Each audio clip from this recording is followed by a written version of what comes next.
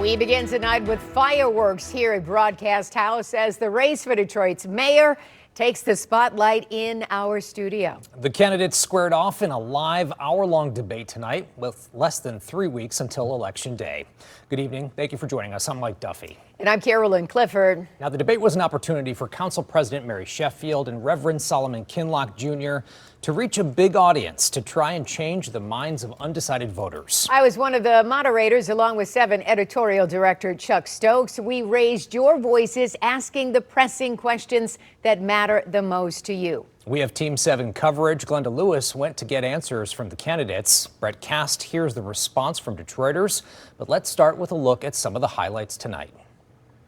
The candidates for mayor were asked if crime rates are dropping in Detroit. Why doesn't it seem like it? Anytime you have a department that's grading their own tests, you're going to have a problem with the fudging of the answers and the fudging of the numbers. We have to hold those that are in leadership accountable to do what they have promised the citizens of Detroit to do. We know that one life lost is still far too many.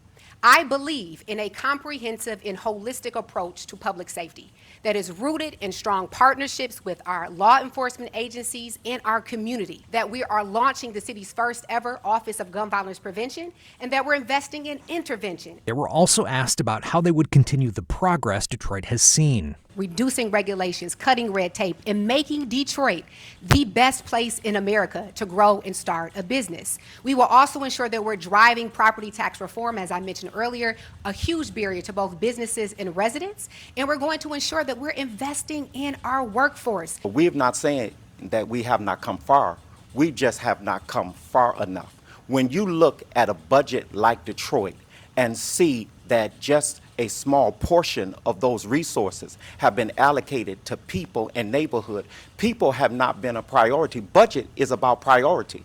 And we have prioritized big business and we prioritized downtown, but we have not prioritized the neighborhood. The debate also got heated with the candidates trading barbs. I also think it's disingenuous of you, Pastor, to sit here and insinuate that I've done nothing for this city.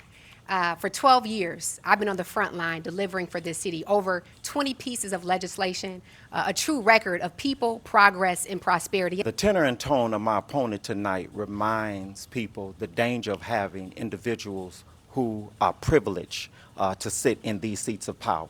When I distributed laptops to 10,000 kids in the community, you were not there. When I was delivering thousands of groceries and meals to families every day, you were not there. And they ended with their final pitch to voters. We have accomplished so much, but I believe that our best days are still ahead of us. Together, we will ensure that opportunity reaches every neighborhood and every family of this city. And the question becomes, do you move forward with a manager and an administrator who wants to maintain the status quo? Or do you want to move forward with someone for the last 27 years has stepped up and stood up and fought for you? And we'll continue to hear from voters leading up to Election Day.